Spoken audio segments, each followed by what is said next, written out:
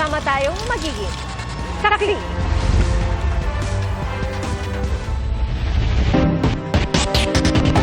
Sa kauna-unahang pagkakataon, isang vice-presidente ang na-impeach ng Kamara.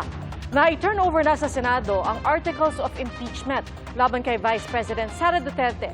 Pero dahil huling araw na ng sesyon, kailan posible magsimula ang impeachment trial? Saksi, si Tina Panganiban Perez. There is a motion to direct the Secretary General to immediately endorse to the Senate the impeachment complaint, having been filed by more than one-third of the membership of the House, or a total of 215 members. Is there any objection? The Chair hears none. The motion is approved. The Secretary General is so directed. The session is suspended.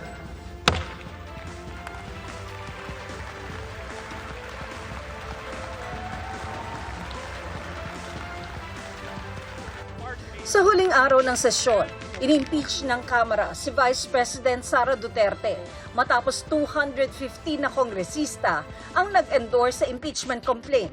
Sobra yan sa kailangang 102 o one-third ng lahat ng kongresista para hindi na ito dinggin sa Kamara.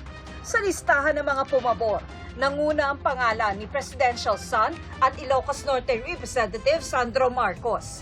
Wala naman sa listahan si Pampanga Representative Gloria Arroyo na kilalang kaalyado ng mga Duterte. 7 batayan ang tinukoy sa ika-4 na impeachment complaint na inendorso ng mga kongresista. Una na riyan ang bantang binitawan ng bise sa isang live broadcast laban sa Pangulo, First Lady at House Speaker kung papatayin daw siya. May kinausap na ako na tao. Sinabi ko sa kanya, kapag pinatay ako, patayin mo si BBM, si Lisa Araneta at si Martin Romualdez. No joke. No joke.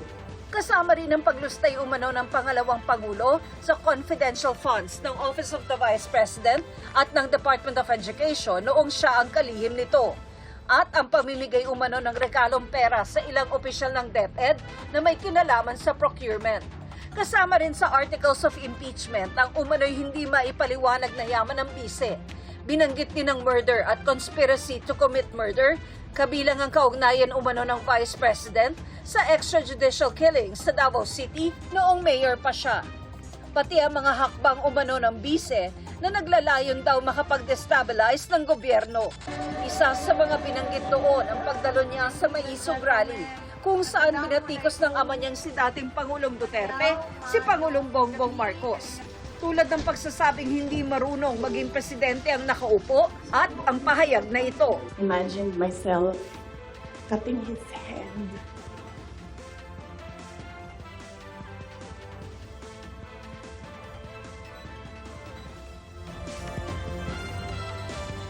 Ang huling batayan sa impeachment, ang mga kinilos at sinabi raw ng bise ay pagpapakita ng pagtataksil sa tiwala ng taong bayan at pag-abuso sa kapangyarihan na patunay raw na hindi siya angkop na maglingkod sa gobyerno.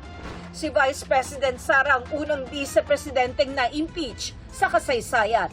Pero hindi pa siya maaalis sa pwesto dahil kailangan pang magsagawa ng paglilitis ang Senate Impeachment Court.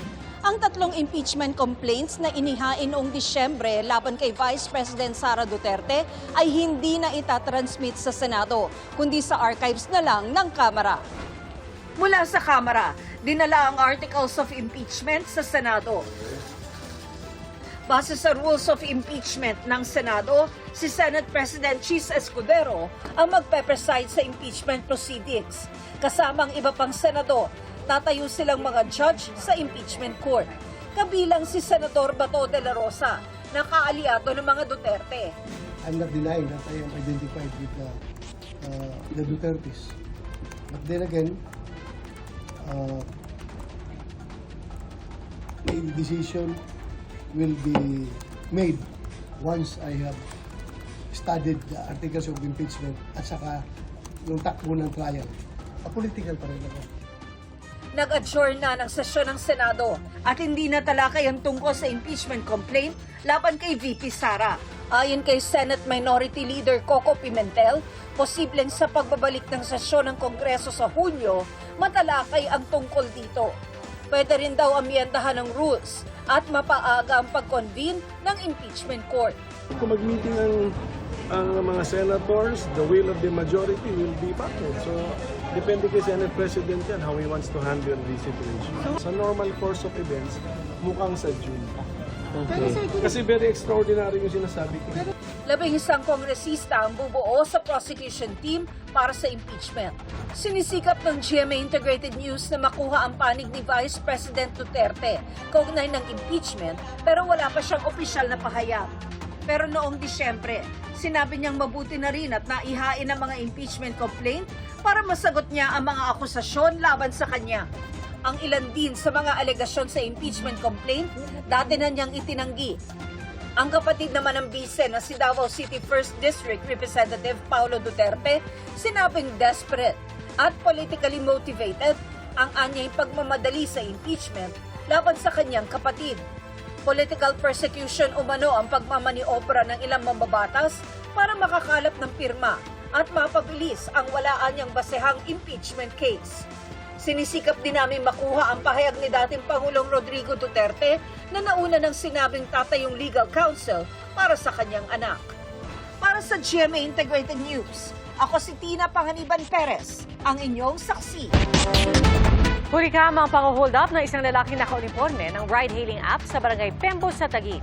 Sa kuha ng CCTV, naglalakad sa eskinita ang isang babae nang bigla siyang tutukan ng baril at hablutin ang kanyang bag. Tinangkang tumakbo ng babae pero nadapa siya dahil hawak ng suspect ang kanyang bag. Dinampot pa ng suspect ang nahulog na cellphone ng biktima bago tumakas. Natangay ang dalang company laptop, cellphone, wallet at ID ng biktima. Naghihigpit na raw ngayon ang TNT matapos maobserbahang may mga suspect sa krimen na nagsusuot ng uniforme ng mga ride-hailing app para makalusot.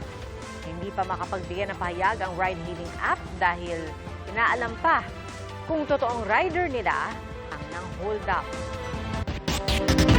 12 kabataan ang nahuli habang kinukuyog ang isang lalaki sa Santa Ana, Maynila. Ang ginagawa pala nila, initiation rights umano para makapasok sa kanilang grupo. Saksi, si John Consulta, exclusive. Pasado alas 11 ng gabi nitong February 2 nang makuha na ng CCTV ang kumpulan ng mga lalaki sa Santa Ana sa Maynila. Pero maya-maya lang, tila kinukuyog na ang isang lalaki. Kalaunan, may dumating na miyembro ng Tactical Motorcycle Reaction Unit. 12 kabataan ang nahuli, 10 sa kanila, mga minor de edad. Base sa investigasyon ng MPD, miyembro ng gang ang mga sangkot at ang nakuhanan ng CCTV, initiation rights umano. Naalaman natin na yung inisasyon na tinatawag nila ay jump in. At yung sinasabi nating pagdadaanan ng ating biktima, ito yung tinatawag na 30 seconds massacre na kung saan ay kanilang sasaktan, susuntukin, tatadyakan yung pumapasok sa kanilang grupo. Free for all yung nangyari sa kanya. So nakita natin mostly sa katawan niya yung mga pasak. Ayon sa isa sa mga suspect, hindi maaaring kumanti ang biktima. Hindi po. Tatakpan lang po niya yung katawan po niya. Sasalag lang po. Para po di po siya tama masyado. Para lang po mapakita na karapat dapat po sila. Na talagang nakapasok po sa amin. Doon sa ating pinail na kaso, Republic Act 11053 o yung tinatawag nating anti-hazing law na kung saan pwede silang makulong ng 12 years hanggang 20 years at magmulta ng 1 bilyon. Mataas ang penalty nito, marami ng buhay ang nasira dito. Hindi lamang yung biktima nila, pati yung mga involved dito. Napakahalaga nito sa ating mga magulang na bantayan nyo yung inyong mga anak. Tignan nyo yung mga activities nila at paalalahanan tungkol sa mga bagay na to. Para sa GMA Integrated News, John Consulta, ang inyong saksi.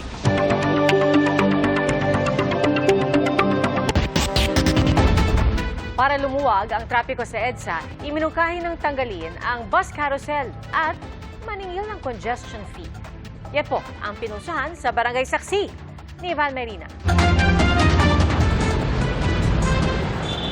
250,000 ang capacity pero halos doble ang bumibiyahe araw-araw sa EDSA.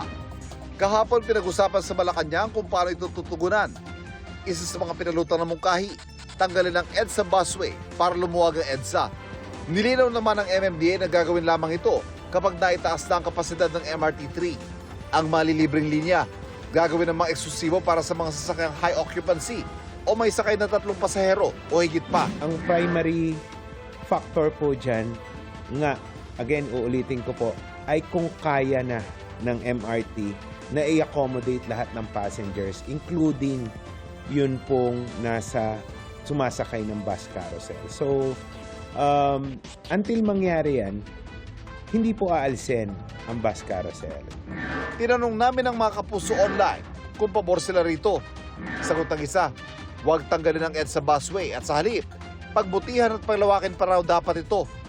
Komento naman ng isa pa, kapag inalis ang busway, mas magkaka-traffic dahil kung saan-saan magbababa ang mga bus. Payag naman ng isa pa para lumuwag ang kalsada gaya sa ibang bansa. Isa pa sa mga tinitignan ang pagtatakda ng congestion fee na mayahalin tulad daw sa toll sa EDSA tuwing rush hour. Pero mismo ang Pangulo raw ang nagsabing maaaring hindi pa ito napapanahon. Pwede lamang yan kung may alternatibo, kung efficient na yung mass transport natin. Komento ng isa nating kapuso online, hindi rin daw nito masusolusyonan ang trapiko dahil hindi na maaaring palawakan pa ang daan. Sabi naman ng isa pa, mas magpapahirap lang ito sa mga motorista. At para naman sa isa pa, mas magsisikip ang mga inner road kapag naghigpit ang EDSA. Ayon sa Department of Transportation, hinihintay ang resulta ng feasibility study ukol sa kung paano pagbubutihin ang EDSA busway. Nanindigan ng DOTR na ang EDSA busway ay isa sa pinaka-efficient na public road transport system sa Metro Manila. Mahalagang hakbang daw ito para sa progresibong public transportation system. Para sa GMA Integrated News, Ivan Mayrina ang inyong saksi. Kahit bumaba ng bahagya ang presyo ng bigas, tumaas naman ang presyo ng ilang gulay, karne ng baboy, manok at isda, batay sa datos ng Philippine Statistics Authority nitong Enero. Ang Department of Agriculture balak magtakda ng maximum SRP sa karne ng baboy. Saksi, si Bernadette Reyes. Bago pa magbukas ng tindahan, nagpalit na ng presyo ng ibinibentang bigas si Belen sa pwesto nila sa Mutya ng Pasig Public Market. Simula kasi ngayong araw, ibinaba na sa 55 pesos kada kilo ang maximum suggested retail price para sa 5% broken imported rice. Ito nga, dating 56, so ginawa na namin 55. Para makasunod din kami. Basta kumita kami kahit kaunti. Pero si Shane, hindi pa kayang magbaba ng presyo. Bababa na lang po namin ang presyo bago mag-February 15 as long as maubos na lang namin yung aming old stock. Ayon sa Department of Agriculture, wala munang padadalhan ng notice of violation basta't sumunod sila sa bagong presyo sa lalong madaling panahon. Sa February 15, sisimula na rin ipatupad ang maximum SRP sa mga probinsya. Yung iba talaga inuubos yung nabiling stock na mas mataas. Palagi naman ganun, we are okay with that. And then doon sa iba, dahil dumating na yung kanilang supply na mas mura, they immediately comply with the 55 pesos. Ang target, maibaba pa ang maximum SRP sa 49 pesos kada kilo sa Marso. Ayon sa Department of Agriculture, target ng pamahalaan na maibaba ang presyo ng bigas sa level nito bago sumipa noong July 2023. Ang target, 41 pesos kada kilo sa regular milled rice, 45 pesos naman sa well milled. Sa datos ng Philippine Statistics Authority, pababa nga ang presyo ng bigas nitong Enero. Negative 2.3% ang naitalang inflation rate ng bigas nitong January 2025, kumpara sa positive 0.8% noong Disyembre. Ito ay lowest since June 2020, kung saan nagkaroon tayo ng minus 2.8% inflation. January 2024 is about 22.6%. At tuloy-tuloy ito hanggang July na nasa 20.9%. Pero kahit bumaba ng bahagya ang presyo ng bigas, tumaas naman ang presyo ng ilang gulay, karne ng baboy, manok at isda. Ang mga yan ang nakaapekto sa food inflation rate na mula 3.5% noong Disyembre, tumaas sa 4% nitong Enero. Nanatili naman sa 2.9% ang headline inflation o bilis ng pagtaas sa presyo ng produkto at serbisyo nitong Enero. Ayon sa Department of Agriculture, gaya sa bigas, magtatakda rin ng maximum SRP sa baboy. Pero pag-uusapan pa kung magkano at kailan ito ipatutupad. Para sa GMA Integrated News, ako si Bernadette Reyes, ang inyong saksi. Desididong magsampa ng reklamo ang pamilya ng 13 anyos na babae nag-viral matapos siyang gulpihin ng magkakapatid na menor de edad din. Pinaratangan ng biktima na nagnakaw, bagay na kanyang itinanggi. Babala po mga kapuso, sensitibo ang videong inyong mapapanood. Saksi, si Joseph Moro. Umiiyak at tila nakikiusap ang 13 anyos na babae habang napapaligiran ng mga kapwa menor de edad sa viral video na ito sa social media. Isa sa kanilang lalapit sa kanya tila papalabasin pero aawatin sila ng iba pa. Pero maya-maya, sinampal ang 13 anyos na nakaputi ng isa pang bata. Inawat siya ng isang kasama pero may iba pang nanghikayat. Sige, pangunahan mo na. At tuluyan na nilang kinuyog ang biktima. Umalingaw ang kanyang iyak habang hinihila ang kanyang buhok at sinasapok.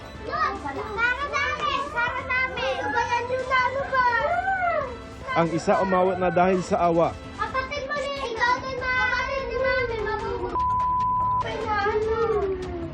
Pero imbis tumigil, nagpatuloy ang pananakit. Uy, ma-hospital daw yan. Ano naman? Last na yan, last na. Ala, ginawa niya. Dali na, papakita lang natin ito sa mama mo, video. Muli nilang sinakta ng minor de edad na patuloy naman sa pagmamakaawa habang umaawat na ang isa pa.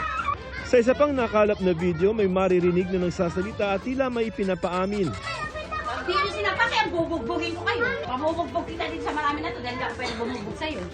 Labas mo na. Bago ka dadalhin sa polis, pamubugbog muna ka dahil sa mga bata na to. Natuntun namin sa Malolos, Bulacan ng minor de edad na binugbog, gayon din ang iba pang nanakit sa kanya. Pinayagan kami ng magulang ng 13 anyos na biktima na makapanayam ang kanyang anak na tatawagin naming alias Mika. Kwento ni Mika, 4 na beses siyang binugbog ng kanyang mga kalarong magkakapatid sa bahay ng mga ito noong January 30. Pinagbibintangan daw kasi siya ng nanay ng mga ito na may kinuha siyang pitaka. Ano sabi sa'yo? Pag hindi ko daw po nilabas, papabugbog daw po sa mga anak niya. Kahit nagmamakaawa, hindi raw siya tinigilang saktan ng mga menor de edad na nasa edad 6 hanggang 13. Ayon sa barangay, nauna nagsumbong sa kanila ang ina ng mga nanakit na nagnakaw umano si Mika pero itinanggi ni Mika ang paratang. Hindi naman matanggap ng ina ni Mika ang pananakit sa anak. May magulang dapat sinumbong na lang niya.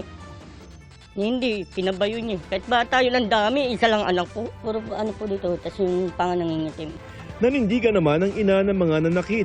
Talagang inamin niya sa amin, hindi lang sa akin, sa tanod niya inamin na siya ang kumuha. Pero walang na-recover na pitaka kay Mika. Na talagang pinapaamin ko siya na, sige ka, kapabubukti ka sa anak ko.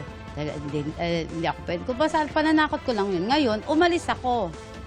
Nagpunta ako doon sa ate. Ngayon, nung bumalik ako, siguro mga ano rin, may 30 minutes mahigit din ako nawala. Kung umuwi ako ngayon, nakasaray pinto. Nakita ko nga, tumayo siya nung pagpasok ko ng pinto, tumayo bata. Kako ganyan na tsura mo. Yung pawis na pawis, parang may ano dito. Sabi nila chocolate daw eh. Sabi ko, hindi, pagbihisin nyo kako yan. Bigo. Pwedeng gano'n, parang gano'n. Pero sabi nung anak kong lalaki kasi chocolate. Aniya gusto niya makipag-ayos dahil di umano niya gusto ang nangyari. Nakapanayam din namin ang 13 anyos si alias Mariel matapos kaming payagan ng kanyang magulang. Isa siya sa mga nanakit kay Mika. Nadala din po ako sa galit ko. Kaya ko po nagawa yun. Pasensya dahil sa nagawa ko. Hindi na mauulit. Desidido ang ina ng nabugbog na menor de edad na babae na magsampa ng kaso. Bagay na tanggap naman ng kabilang partido. Sumasailalim na sa counseling ang lahat ng mga menor de edad na sangkot ayon sa City Social Welfare and Development o CSWD ng Malolos. May parenting seminar naman para sa mga magulang. Para sa GMA Integrated News, ako si Joseph Morong, ang inyong saksi. Bago sa saksi, huli ang 2 nagpapakilala umanong taga-gobyerno para mambiktima ng mga kaanak ng mga arestadong POGO worker. Ilang milyong piso na ang ibinayad umano sa kanila ng ilang biktima sa paniwalang kaya ng mga suspect na mapalaya ang kanilang mga mahal sa buhay. Saksi, si Salima Refran, exclusive. Ano to? Hindi ko po yan. Hindi ko pa po. Hindi ko pa po siya ina-accept, sir. Anong hindi? Wala po ako ina-accept. Matapos tanggapin ng marked money, arestado ang babaeng ito at isa pang lalaki na mga operatiba ng PNP-CIDG, AFP at PAOK sa isang visa consultancy office sa Intramuros, Maynila. Nagpapakilala raw bilang mga taga-PAOK, Bureau of Immigration at NBI. Nangangakong nagpapalaya at nakakapagpatanggal sa deportation list ng mga arestadong POGO worker. Si Era, nakunan daw ng pinagbubuntis dahil sa stress para lang makapagbayad ng hinihinging 1.1 million pesos ng mga suspect. Isinangla pa nga ng mga magulang ng nobyo niya ang bahay sa China para lang makapagbayad. Kano po yung nabigay niyo ng total? 900 po. 900,000. Tapos, anong nangyari nung nagbigay ng 900,000? Wala pa rin po hanggang ngayon. Hindi pa rin nalabas yung fiancé ko po. Nag-aalala din po ako sa parents ng fiancé ko po kasi isang buwan lang po yung binigay sa kanila na palugit doon sa sinanla nilang bahay. Ang asawa ni Nice naaresto sa raid sa Parañaque at nagbayad ng 1.1 million pesos. Pero ang problema, hindi ang PAOK, kundi Bureau of Immigration ang nakaaresto sa asawa niya. Hintayin daw kasi si PAOK naman daw ang nag-ano sa asawa ko, hawak daw ng PAOK. Kaya wala daw ko pag-alala. Siyempre, naniwala na din ako eh. Visa consultancy firm raw ang opisinang ito pero nag-o-offer daw sila ng extra service. Yan ay pagsasaayos ng iba't ibang mga dokumento para sa mga banyaga. Nakita dito ang iba't ibang mga dokumento, mga passports at mga alien certificates of registration. Ang lahat ng ito iproproseso ng mga otoridad para sa kasong inihahanda sa mga nahuling suspect. Naka-recover rin ng passports, alien certificates of registration at sari-saring dokumento. Ayon sa PAOK, nasa radar na nila ang opisina dahil sa pagiging fixer. May mga reports na kami natatanggap last year pa, even last year, about sino ba yung fixer o sino ba yung conduit na lumalakad ng mga papeles ng mga Chinese, especially those who are working sa mga POGO operations. Lumalakad ng mga passport nila para magkaroon sila ng Philippine passports, magkaroon sila ng birth certificate from PSA and even death certificate kung may gusto silang patayin at tapos papalitan nila ng bagong identity, gagawa nila ng bagong certificate. Ito yung hinahanap namin. Marami na raw na biktima ang grupo kabilang ang mga nanay ng POGO babies. Gate ng PAOK, may mga kasabwat raw ang grupo sa iba't ibang ahensya ng gobyerno. Meron tayong mga nakita mga pictures, may mga nakita tayong videos. Yung mga yan, hindi naman natin titigilan yan. Talagang tutugisin natin. Tumanggi magbigay ng pahayag ang mga naaresto. No comment po. Naharap ang dalawa sa patong-patong na reklamong robbery, extortion, usurpation of person of authority, estafa at grave coercion. Para sa GMA Integrated News, Salima Refran, ang inyong saksi. Hindi si Vice President Sara Duterte ang unang pangalawang pangulo na naharap sa impeachment complaint. Ang kasaysayan ng impeachment sa bansa, ating saksihan. Isa ito sa mga di malilimutang tagpo ng administrasyon ni Pangulong Joseph Estrada noong taong 2000. On the verified complaint for impeachment against His Excellency President Joseph Ejercito Estrada for alleged bribery, graft and corruption, betrayal of public trust, and culpable violation of the Constitution. Ang pagbabasa sa plenaryo ng Kamara ng Articles of Impeachment laban kay Estrada, sinubukan pang pigilan ng kanyang mga kaalyado. Mr. Speaker, Section 3, Paragraph 4 of Article 11 of the Constitution of the Philippines and Section 13 of the Rules of Procedures on Impeachment Proceedings, to wit, in case the verified complaint or resolution of impeachment is filed. Mr. Speaker, I rise to raise a point of order. Endorsement of the complaint, resolution to the Senate, a verified complaint. Pero nabigo sila.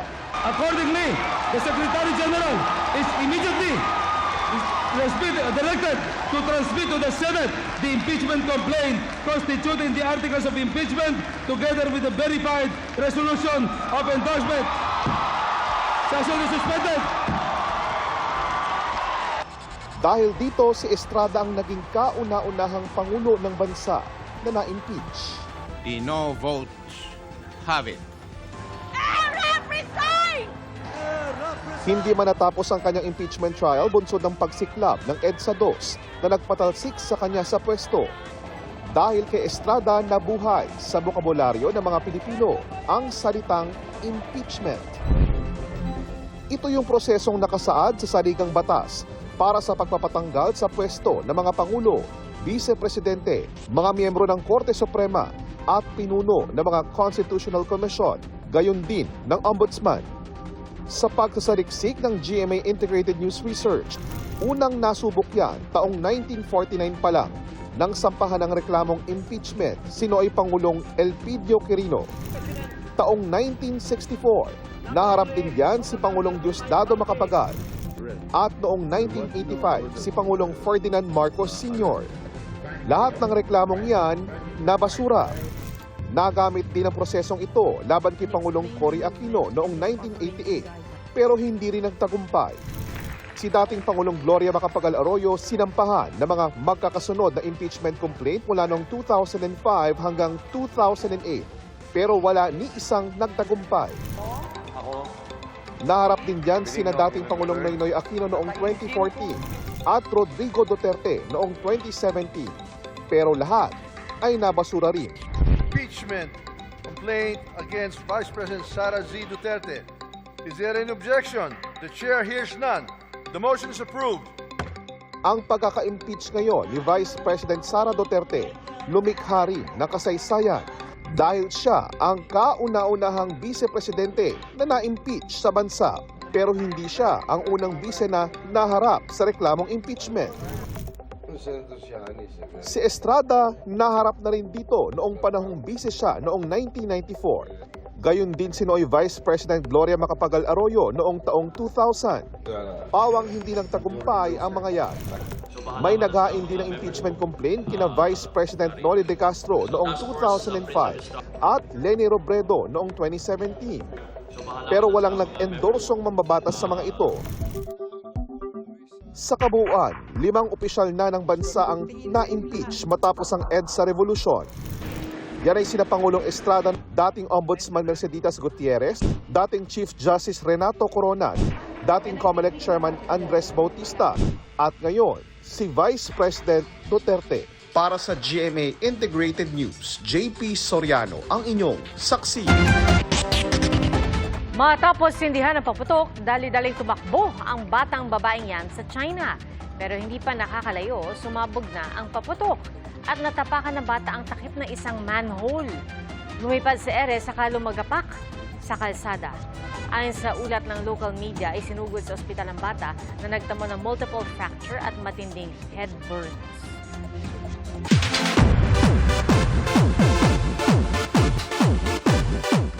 Pinasukan ng fans ang bonding ni Isabel Ortega kasama si Miguel Tan Felix at ang kanyang pamilya.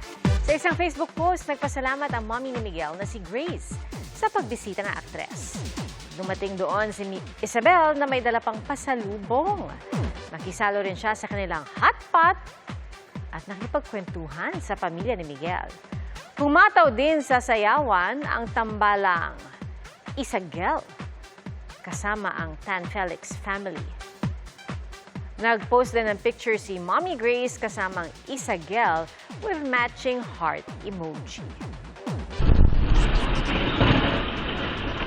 Oh! Move! Michael! Move! Move! Move! Tila nagliwanag ang kalangitan at nagtalsikan sa kalsada ang mga debris. Mula pala ang mga yan sa malagim na pagbagsak ng air ambulance sa Philadelphia sa Amerika noong January 31. Patay ang 6 na sakay ng naturang eroplano, kabilang ang isang batang pasyente.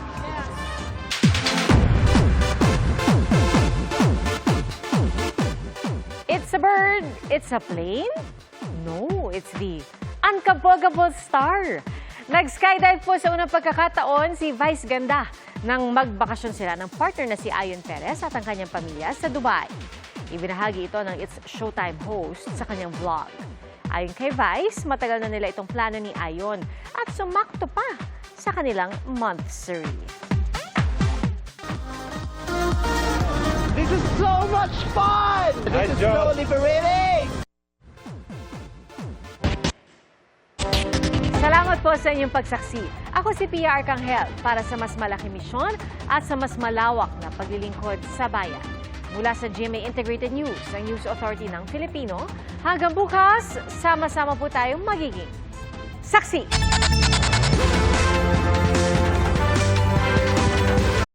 Mga kapuso, maging una sa saksi. Mag-subscribe sa GMA Integrated News sa YouTube para sa iba't ibang balita.